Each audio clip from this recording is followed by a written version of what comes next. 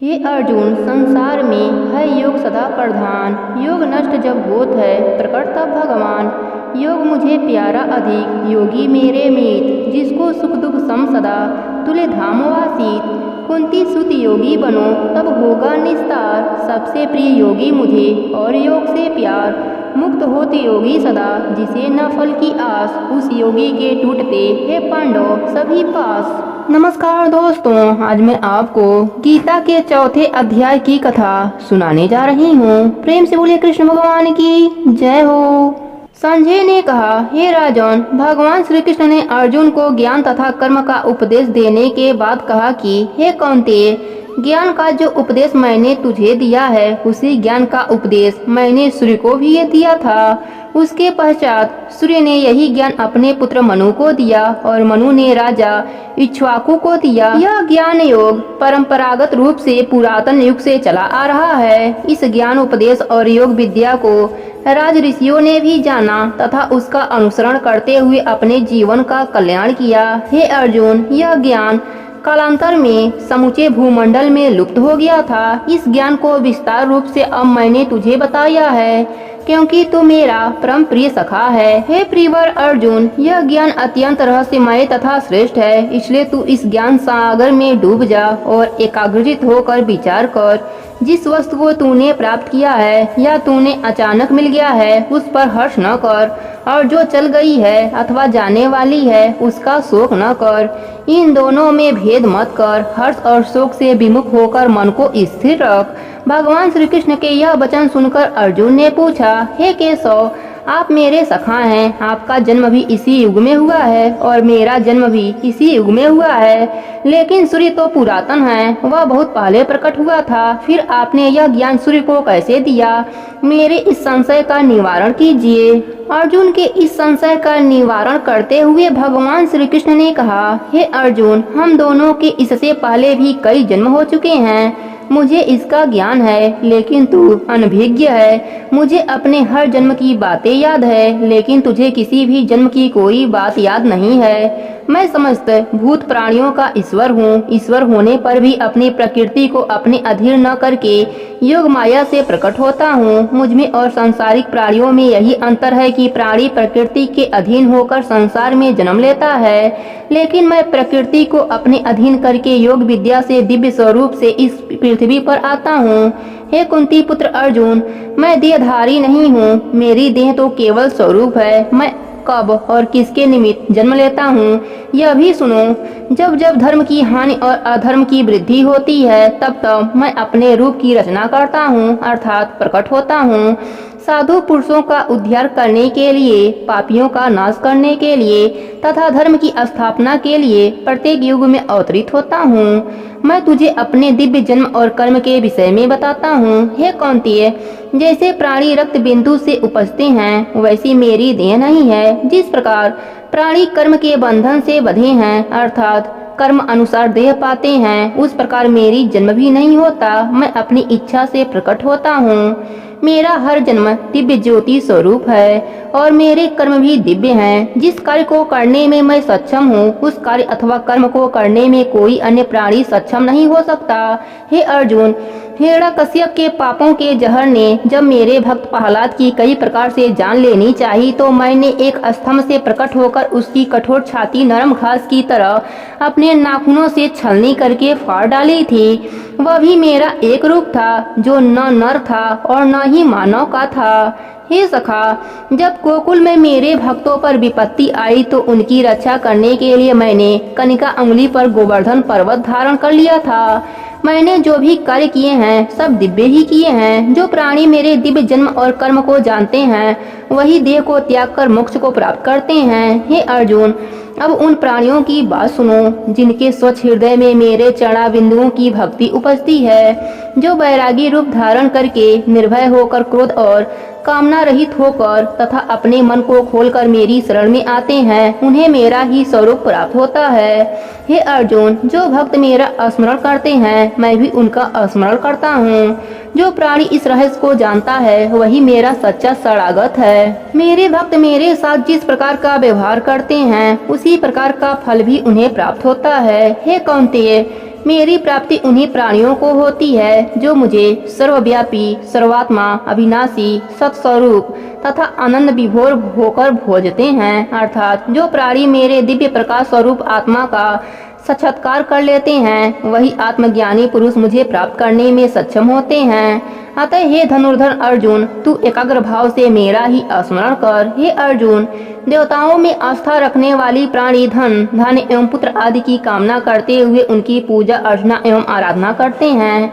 देवतागण उनकी इस अभिलाषाओं को पूरा भी करते हैं, क्योंकि देवता उनकी थोड़ी सी ही उपासना से प्रसन्न हो जाते हैं। परंतु मेरे प्रति श्रद्धा और साधना उसी प्राणी की जागृत होती है जिन्हें देह आदि प्रचंड झूठ नजर आता है। ऐसा प्राणी मुझे ही सर्वव्यापक तथा सत्य रूप जानकर मेरी श्रद्धा और उपासना करता है। उस प्राणी पर मेरी कृपा अवश्य बरसती है। हे कुंती पुत्र अर्जुन, सृष्टि में गुण कर्म के अनुसार प्राणियों की रचना करने वाला भी मैं ही हूँ। चारों वर्णों ब्राह्मण, क्षत्रिय, वैश्य और शूद्र का रचयिता भी मैं ही हूँ। इनकी रचना के समय ही मैंने इनके कर्मों का निर्धारण भी कर दिया है। इन प्राणियों में जो भी कर्ता या अकर्ता है, उसे निश्चित रूप से समझ ले कि वह मेरा ही रूप है। प्राणियों के माध्यम से कर्म को करने वाला होने पर भी मैं कर्मों के बंधन में नहीं बंधता, क्योंकि कर्म फल के प्रति मेरी कोई कामना नहीं होती। इसलिए जो प्राणी मुझे तत्व से जानता है, वह भी कर्मों के बंधन में नहीं बंधता। इसलिए हे अर्जुन, अपने पूर्वजों का अनुसरण करते हुए तू भी कर्म कर। भगवान श्री कृष्ण के मुखराबिंदु से बार बार कर्म करने की बात सुनकर अर्जुन ने पूछा, हे देवकी नंदन, आप बार बार मुझे कर्म करने के लिए प्रेरित कर रहे हैं, लेकिन कर्म क्या है यह तो बताइए।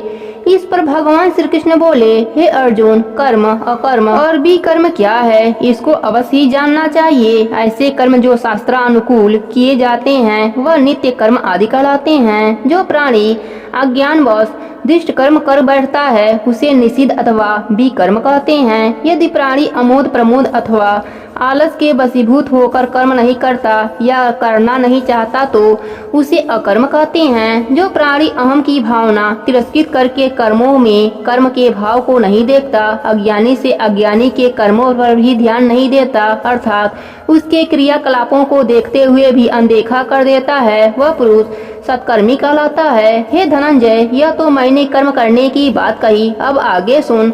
जो प्राणी मेरी महिमा जानने का अभिलाषी है और मेरे प्रति उसके मन में ज्ञान उपजा है, उस ज्ञान के द्वारा किसी प्रकार का कर्म नहीं उपजता है। जो काम क्रोध से रहित है और ज्ञान की प्रचंड ज्वाला से जिसके सब कर्मों को जला डाला है, ऐसा प्राणी विवेकी पंडित कहलाता है। फिर वह ज्ञानवान प्राणी कैसे हुआ, जिसने सभी कर्मों व कर्म फलों को त्याग दिया है। हे अर्जुन, उस ज्ञानवान प्राणी ने ज्ञान रूपी अमृत का पान कर लिया है। ऐसे प्राणी को कर्म की क्या आवश्यकता है। ज्ञान रूपी अमृत का पान करने वाला प्राणी स्वतः ही तृप्त हो जाता है। ऐसा प्राणी किसी भी कर्म के बंधन में नहीं बंधता।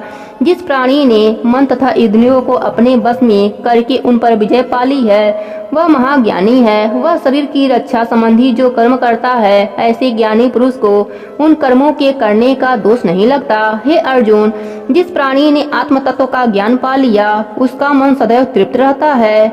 उसकी मन स्थिति बदल जाती है, उसे किसी चीज की लालसा नहीं रहती। जो मिल गया उसे ग्रहण कर लिया, और यदि कुछ नहीं मिलता तो असंतुष्ट अथवा क्रोधित भी नहीं होता। सुख, दुख, सर्दी, गर्मी इससे आदि उसे न तो उत्तेजित करते हैं, न ही कष्ट देते हैं। उसे हर प्राणी में मेरे ही दर्शन होते हैं। समस्त चराचर में उसे मेरा ही स्वरूप दिखता है। ऐसे आत्मचिंतक और विद्वान को कर्म की बेड़ियां अपने बंधन में नहीं बांध सकती, क्योंकि आत्मज्ञानी के सभी कर्म नष्ट हो जाते हैं, अर्थात वह ब्रह्म स्वरूप को पा चुका होता है। हे कुंती पुत्र अर्जुन, जो प्राणी सृष्टि द्वारा रचित हर पदार्थ में ब्रह्म भाव रखता है, उसे सृष्टि व सृष्टि के समस्त पदार्थ ब्रह्ममय की दृष्टि गोचर होते हैं। ऐसे प्राणी के व्यवहार में भी ब्रह्म का भाव रहता है। यदि वह अज्ञान चरण भी करता है तो श्रुतवादी भी ब्रह्म की प्रतीत होते हैं। ऐसे आत्मज्ञानी पुरुष के लिए अग्नि भी ब्रह्म है तथा हवन भी ब्रह्म है। ब्रह्म कर्म में लीन प्राणियों के पास जो कुछ भी है, वह ब्रह्म स्वरूप ही है। हे धनंजय, अब अन्य प्रकार के योगों को भी सुन। पहला योग वह जिसके द्वारा प्राणी अपने आँख, कान आदि इंद्रियों पर संयम रखते हैं। दूसरा योग मौन धारण कर लेना है, जो प्राणी सभी इंद्रियों को बस में करके प्राण को 10वें द्वार में रोकते हैं, वह तीसरा योग है। मेरे साथ जुड़े रहकर और मेरी महिमा का बखान करना भी एक योग है। वेद शास्त्र पढ़ने, विष्णु पद का गुणगान करने, मेरे नाम का कीर्तन करने तथा राम, कृष्ण, गोविंद, नारायण, परमानंद, अच्युत, अविनाशी आदि नामों का जप करने वाले प्राणी नरक की ज्वाला में जलने से बच जाते हैं। हे अर्जुन, श्रद्धा ही यज्ञ का दूसरा नाम है। जो प्राणी एकांत में बैठकर अपने मन में मेरी महिमा का गुणगान करते हैं, वे भी किसी कर्म में लिप्त नहीं होते। इसलिए हे श्रेष्ठ धनुर्धर, मुझको ऐसा समझकर तुझे कर्म युद्ध करना ही उचित है, क्योंकि तू क्षत्रिय है। तू निस्वार्थ भाव से खड़ा होकर युद्ध कर, यही तेरा कर्म है। हे परांगत, तत्व ज्ञान की प्राप्ति के पश्चात उस प्राणी को सब कुछ ब्रह्ममय ही दिखाई पड़ता है। सांसारिक मोह माया आदि विकार उसे कष्ट नहीं देते। ऐसे प्राणी की मुझ सच्चिदानंद में प्रीति बढ़ती है। हे अर्जुन, यदि उस प्राणी के द्वारा ज्ञान अज्ञानवश कोई पाप कृत होता है, तब भी उसका दोष उसे नहीं लगता। उसके सभी पाप समूह भस्म हो जाते हैं। हे पार्थ, सृष्टि में ज्ञान के समान पवित्र करता अन्य कुछ भी नहीं है। जिसे यह ज्ञान प्राप्त हो जाता है, उसमें समत्व भाव का उदय हो जाता है। जिसका हृदय पवित्र होगा, उसी को इस ज्ञान की प्राप्ति होगी। उसी की आत्मा तत्व के ज्ञान से लाभान्वित होगी। हे अर्जुन, इंद्रियों पर संयम करने वाला और निष्कंटक मन वाला प्राणी ही ज्ञान प्राप्त के बाद परम शांति पाता है। जो प्राणी श्रद्धाहीन, स्व अध्ययन न करने वाला, सकालु प्रवृत्ति वाला और परमार्थ से विमुख होता है, उसे कहीं भी सुख अथवा लाभ की प्राप्ति नहीं होती। जिस प्राणी ने अपना सर्वस्व मुझे अर्पित कर दिया है और जिसके संशय मिट गए हैं, वह कर्म बंधन में पड़ने योग्य नहीं होता। अतः हे अर्जुन, तू भी सुबुद्धि रखते हुए अज्ञानतावश हृदय में उत्पन्न हुए संशय को ज्ञान रूपी तलवार से काट डाल और युद्ध के लिए खड़ा हो जा। प्रेम से बोलिए कृष्ण भगवान की जय हो। अब सुनते हैं चौथे अध्याय का महात्म्य। भगवान विष्णु ने लक्ष्मी जी से कहा, हे प्रिय, गीता के चौथे अध्याय का नित्य पाठ करने वाला प्राणी यदि किसी अन्य व्यक्ति को स्पर्श कर भी दे तो उसे मोक्ष की प्राप्ति हो जाती है। लक्ष्मी जी ने उत्सुकतावश पूछा, हे नाथ, क्या गीता के चौथे अध्याय का नित्य पाठ करने वाले का स्पर्श पाकर कोई प्राणी मुक्त हुआ है? तब भगवान विष्णु ने कहा, हे लक्ष्मी, मैं तुम्हें पुरातन काल की एक कथा सुनाता हूँ। गंगा नदी के तट पर काशी नगर है। वहाँ एक मुनि का आश्रम था। वह नित्य प्रति गंगा में स्नान कर गीता के चौथे अध्याय का पाठ किया करते थे। तपस्या ही उनकी सबसे बड़ी पूंजी थी। गीता के चौथे अध्याय का नित्य पाठ करने से उनका हृदय काफी कोमल और स्वच्छ हो गया था। एक दिन मुनि वन में गए। काफी देर तक चलने के कारण वह थक गए और एक स्थान पर रुक गए। वहाँ बेर के 2 वृक्ष थे। मुनि उनकी छाया में विश्राम करने हेतु बैठ गए। अधिक थक जाने के कारण शीघ्र ही उन्हें निद्रा आ गई। एक वृक्ष से उनके पांव लगे तथा दूसरे वृक्ष के साथ सिर लग गया। वह दोनों वृक्ष पृथ्वी पर आ गिरे। उनके पत्ते सूख गए। कुछ देर विश्राम करने के पश्चात मुनि तो अपनी आगे की यात्रा पर चले गए, लेकिन बेर के दोनों वृक्ष पत्तों सहित गिरकर बिल्कुल सूख गए। कुछ दिनों बाद ही दोनों बेर के वृक्षों ने कन्याओं के रूप में एक ब्राह्मण के घर में जन्म लिया। बड़े ही पुण्य कर्मों से मानव देह मिलती है और वह भी ब्राह्मण कुल में। धीरे धीरे दोनों कन्याएं बढ़ने लगीं। बाल्य अवस्था में ही उन्होंने घोर तपस्या करनी शुरू कर दी। जब वे दोनों विवाह योग्य हुई तो ब्राह्मण को अपनी पुत्रियों के विवाह की चिंता सताने लगी। काफी खोजबीन के पश्चात जब ब्राह्मण को उनके लिए योग्य वर मिल गए तो दोनों पुत्रियों ने विवाह करने से इनकार कर दिया, क्योंकि उन्हें अपने पिछले जन्म की सभी बातें याद थी। उन्होंने अपने पिछले जन्म की सभी बातें अपने माता पिता को सुनाई और उनसे कहा कि वे उन मुनि से मिलना चाहती हैं, जिसके स्पर्श मात्र से ही उन्होंने उस अदम देह से मुक्ति पाकर मानव देह पाई हैं। उन्होंने अपने माता पिता से तीर्थ यात्रा पर जाने की आज्ञा मांगी। दोनों कन्याओं के माता पिता ने उन्हें आज्ञा प्रदान कर दी। अब उन कन्याओं ने अपने माता पिता की चरण वंदना की और तीर्थ यात्रा पर निकल पड़ी। कुछ दिनों की यात्रा के पश्चात वे दोनों बनारस में पहुंच गईं। वहां उन्होंने जंगल में एक तपस्वी को देखा जो आंखें मूंदे अपनी तपस्या में लीन था। वे दोनों उस मुनि को पहचान गईं क्योंकि उनके स्पर्श से ही उन्हें मानव देह प्राप्त हुआ था। दोनों कन्याओं ने उन्हें साष्टांग प्रणाम किया और चरण वंदना करने लगे। मुनि ने आंखें खोली तो सामने दो कन्याओं को खड़ा देखकर वे बोले, तुम कौन हो बालिके? तब उन बालिकाओं ने अपना परिचय देते हुए कहा, हे मुनिवर, जब आपने हमें देखा था तब हम अधम देह में थीं। यह मानव देह हमें आपके स्पर्श से ही प्राप्त हुई है। हम दोनों पिछले जन्म में बेरों के वृक्ष की योनि में थीं। एक दिन आप वन में आए थे और बहुत थके हुए थे, शायद छाया में कुछ देर विश्राम करना चाहते थे, अतः आप बेर के वृक्ष की छाया में आकर बैठ गए।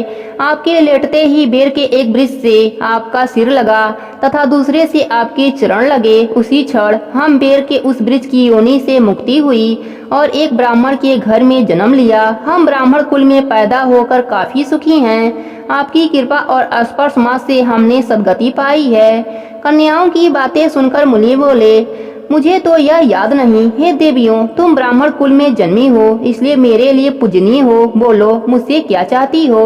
मुनि के ऐसा कहने पर कन्याओं ने कहा, हे मुनि श्रेष्ठ, आप हमें गीता के चौथे अध्याय का फल दान करें, जिसे पाकर हमारा जीवन परमार्थ को प्राप्त हो। मुनि ने कन्याओं की इच्छा जानकर उन्हें गीता के चौथे अध्याय का फल देते हुए कहा, हे ब्रह्म देवियों, तुम इस अध्याय का स्वच्छ मन से नित्य पाठ किया करो, इससे तुम्हें मोक्ष की प्राप्ति होगी। दोनों कन्याओं ने मुनि को प्रणाम किया और मुनि अपने आश्रम की ओर चल दिए। उस दिन से दोनों कन्याएं गंगा तट पर स्नान करने के पश्चात गीता के चौथे अध्याय का श्रद्धा से पाठ करने लगीं और मोक्ष को प्राप्त हुईं। कथा समाप्त करने के पश्चात भगवान विष्णु ने कहा, हे लक्ष्मी, गीता के चौथे अध्याय का महात्म बहुत श्रेष्ठ और कल्याणकारी है। जो प्राणी इस अध्याय का स्नान करने के पश्चात श्रद्धा से पाठ करेगा वह अवश्य ही मोक्ष को प्राप्त होगा। प्रेम से बोलिए विष्णु भगवान की जय हो।